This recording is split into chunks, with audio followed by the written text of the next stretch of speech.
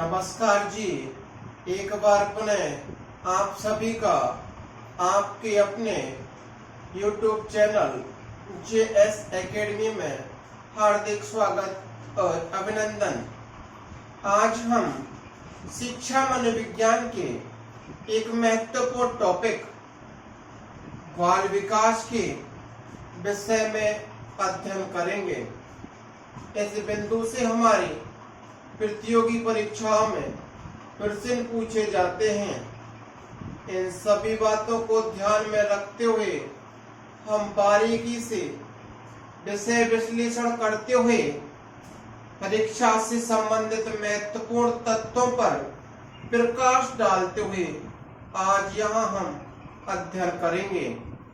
एक बार पुनः आपको अभिप्रेरित करते हुए मैं कहूँगा कि डर मुझे भी लगा था फासला देखकर, पर मैं खुद ब खुद बढ़ता गया। रास्ता देखकर मंजिल खुद ब खुद मेरे कदमों में आ गई। मेरा जज्बा और हौसला देखकर मेरे प्यारे प्रतियोगियों, आज आपके अंदर जो जोश और जो ऊर्जा विद्यमान है उसे हमें एक नई दिशा देने की आवश्यकता है, क्योंकि हम अपनी मंजिल से अब ज्यादा दूर नहीं है। तो आगे अपने बिंदु को प्रारंभ करते हुए आज का जो हमारा बिंदु है वह है चाइल्ड डेवलपमेंट या बाल विकास।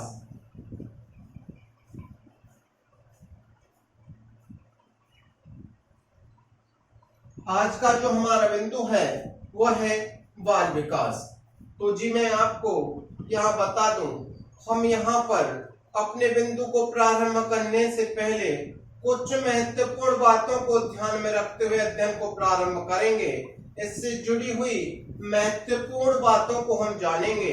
तो सबसे पहले बात यही आ जाती है कि एक प्रश्न के माध्यम से आपसे पूछ रहा हूं कि बाल विकास का सर्वप्रथम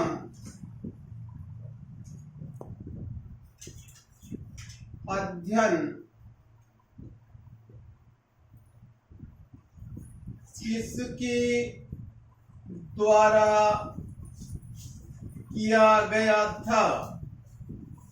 तो जी पहला प्रश्न आपसे पूछा गया है कि बाल विकास का सर्वप्रथम अध्ययन किसके द्वारा प्रस्तुत किया गया था। तो हमें प्रश्न को समझना है। प्रश्न हमसे पूछा गया है कि बाल विकास का सबसे पहले अध्ययन किसके द्वारा किया गया था। तो जी बाल विकास का जो सबसे पहले अध्ययन है वह किया गया था थॉमस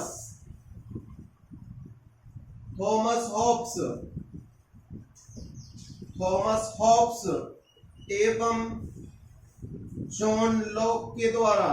किन के द्वारा?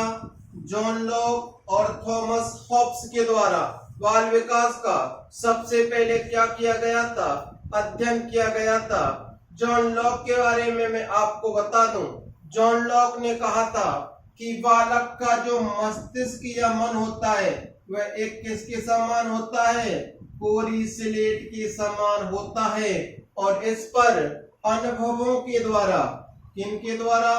अनुभवों के द्वारा जो कुछ हम चाहे वो लिख सकते हैं। अनुभवों के द्वारा लिखा जा सकता है। किनके द्वारा लिखा जा सकता है? अनुभवों के द्वारा। ऐसी कोटेशन देने वाले व्यक्ति कौन थे आपसे पूछा जाए तो जॉन लॉक ने कहा था कि बालक का मस्तिष्क एक कोरी स्लेट के समान होता है जिस पर अनुभवों के द्वारा लिखा जा सकता है।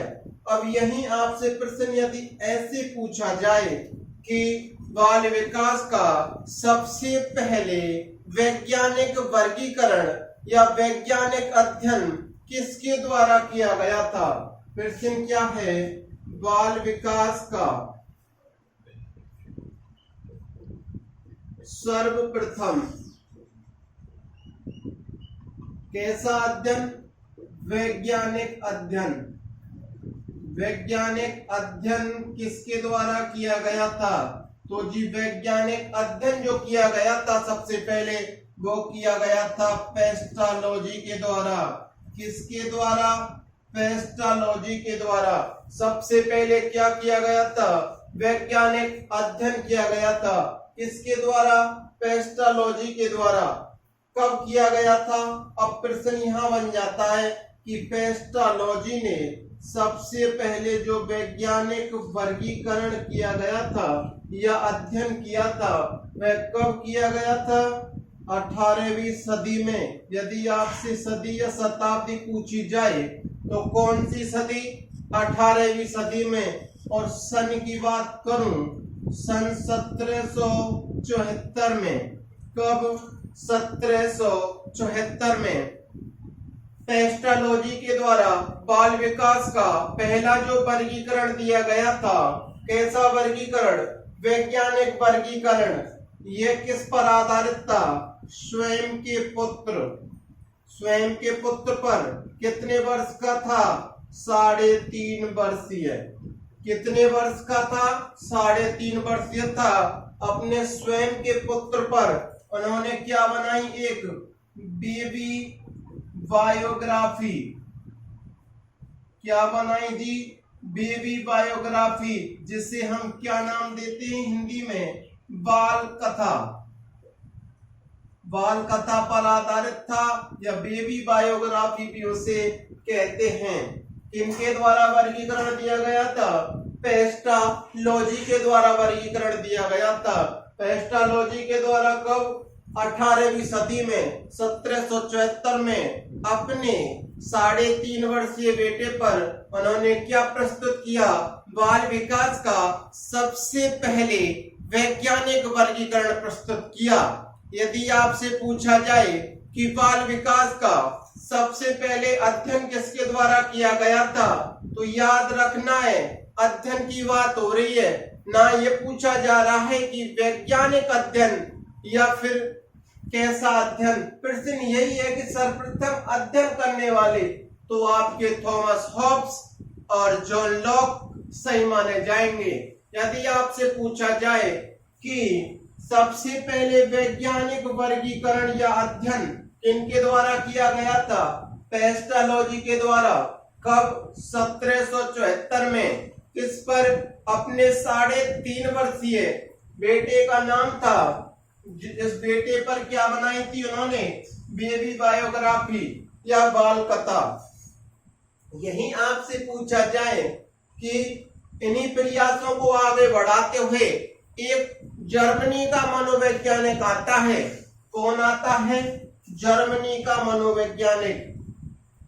जर्मनी का मनोवैज्ञानिक आता है जिसने 1784 में स्वयं के बेटे के शारीरिक और मानसिक विकास पर विकास का क्या किया था? अध्ययन किया था। कौन की बेटे पर? स्वयं के बेटे पर। उस वैज्ञानिक का नाम था टाइडमैन। क्या नाम था? टाइडमैन। एक नया नाम आ गया टाइडमैन। टाइडमैन के बारे में मैं आपको बताना चाहूंगा। टाइडमैन को व्यक्ति इतिहास विधि या केस स्टडी विधि, कौन सी विधि? व्यक्ति इतिहास विधि का जनक माना जाता है। जो हम व्यक्तित्व टॉपिक जो हम पढ़ेंगे वहां पर व्यक्तित्व मापन की विधियों पर आपको बताया जाएगा। यहाँ एक व्यक्ति का नाम आया था टाइडमैन। टाइडमैन के द्वारा वैज्ञानिक वर्गीकरण प्रस्तुत किया था। कब किया था? 1784 में। किसके? अपने स्वयं के बेटे पर। इसी प्रकार बाल विकास के इतिहास की प्रक्रिया आगे बढ़ती है और इसी क्रम में इनके द्वारा सबसे पहले स्वयं के बेटे पर कब हमने पढ़ लिया कि 1784 में इन्हें क्या माना जाता था? टाइडमैन को माना जाता था व्यक्ति इतिहास विधि का क्या माना जाता था? जनक माना जाता था।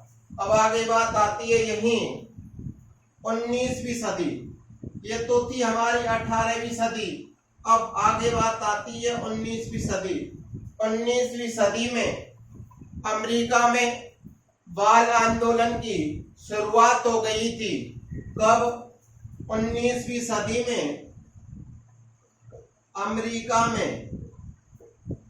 और कहां पे हुई थी? न्यूयॉर्क में। न्यूयॉर्क में कब? 1893 में। कब? 1893 में न्यूयॉर्क में बाल आंदोलन का क्या हो गया था?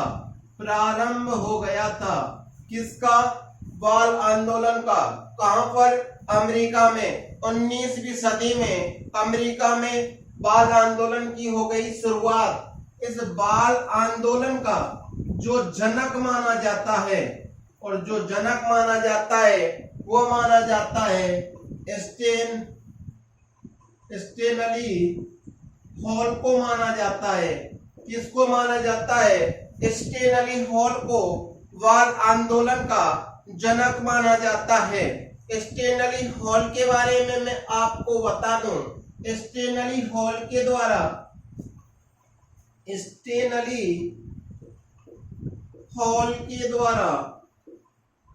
एक पत्रिका का संपादन किया गया था। किसका संपादन? एक पत्रिका का संपादन। पत्रिका का नाम है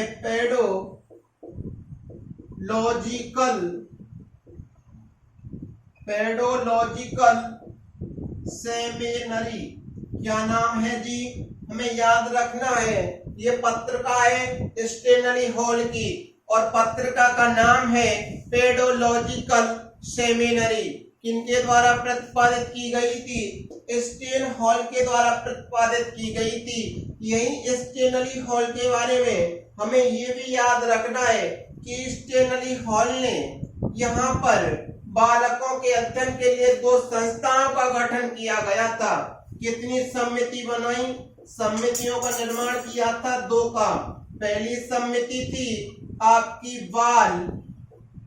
बाल कल्याण समिति। क्या नाम था? बाल कल्याण समिति। दूसरी का नाम था बाल अध्ययन समिति। तो जी नाम हमें याद रखने हैं। किसके द्वारा संपादित की गई थी या स्थापित की गई थी? स्टेनली हॉल के द्वारा। कब? जब इन्होंने बाल आंदोलन को प्रारंभ किया था तो एक पत्रिका संपादित की थी। उस पत्रिका का नाम था पेडोलॉजिकल सेमिनरी। क्या नाम था? Pedological seminary. स्टेनली हॉल ने 2 क्या बनाई थी? समिति बनाई थी। पहला था बाल कल्याण समिति, दूसरी है बाल अध्ययन समिति। अब यही बात आ जाती है। ये तो बात हो गई थी विश्व स्तर पर बाल विकास की प्रारंभ की। यही बात यदि भारत की जाए कि भारत में जो बाल विकास का प्रारंभ था वह कब से माना जाता है? भारत में बाल विकास का प्रारंभ 1930 से माना जाता है। किससे माना जाता है? 1930 से। कहां से? कलकत्ता विश्वविद्यालय से। कहां से? कलकत्ता विश्वविद्यालय से प्रारंभ माना जाता है भारत में बाल विकास का। किसके द्वारा? तो ताराभाई मोडके के द्वारा। ताराभाई मोडके के द्वारा भारत में 1930 में बाल विकास का प्रारंभ किया गया था। कब किया गया था? 1930 में। स्थान है कलकत्ता विश्वविद्यालय, जिसमें ताराभाई मोडके के प्रयास से भारत में क्या हुआ था? बाल विकास के प्रारंभ का शुभारंभ हुआ। यहाँ से भारत में शुरुआत मानी जाती है बाल विकास की, जो मानी जाती है 1930 में।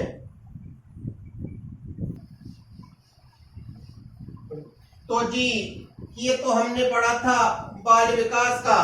क्या पढ़ा था? इतिहास, कि किस प्रकार इसके विकास की प्रक्रिया प्रारंभ हुई। आगे बात आती है विभिन्न प्रकार के मनोवैज्ञानिकों के द्वारा बाल विकास के अर्थ को परिभाषित करते हुए अपने विचार प्रस्तुत किए थे। यहाँ से हमारी प्रतियोगी परीक्षाओं में प्रश्न पूछे जाते हैं, तो हम परीक्षा की दृष्टि से जो महत्वपूर्ण है उन परिभाषाओं पर विचार करेंगे। तो अब हमारा नया बिंदु आता है बाल विकास की परिभाषाएं।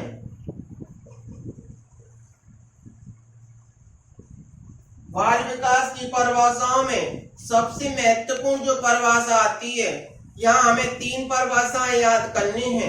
पहली है क्रो एंड क्रो के द्वारा, दूसरी है जेम्स ड्रेवर के द्वारा। 2 परिभाषाएं महत्वपूर्ण हैं।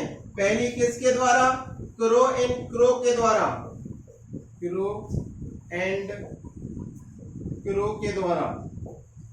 क्रो एंड क्रो नामक मनोवैज्ञानिक ने बाल विकास को परिभाषित करते हुए कहा था कि बाल विकास एक ऐसा वैज्ञानिक अध्ययन है, बाल विकास एक वैज्ञानिक अध्ययन है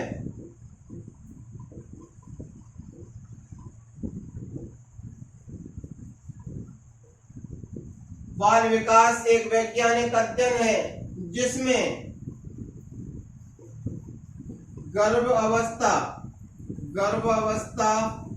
के प्रारंभ से लेकर किसी गर्भ अवस्था के प्रारंभ से लेकर गर्भ अवस्था के प्रारंभ से लेकर किशोर अवस्था के प्रारंभ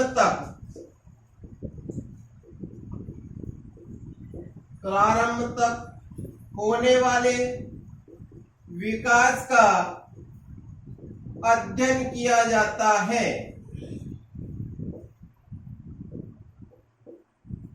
तो जी एक बार पुनः क्रो एंड क्रो के द्वारा जो परिभाषा दी थी उस पर हम विचार करेंगे। परिभाषा में कहा था कि बाल विकास एक वैज्ञानिक अध्ययन है जिसमें गर्भ अवस्था के प्रारंभ से लेकर के किशोर अवस्था के प्रारंभ तक बालक के विकास का क्या किया जाता है?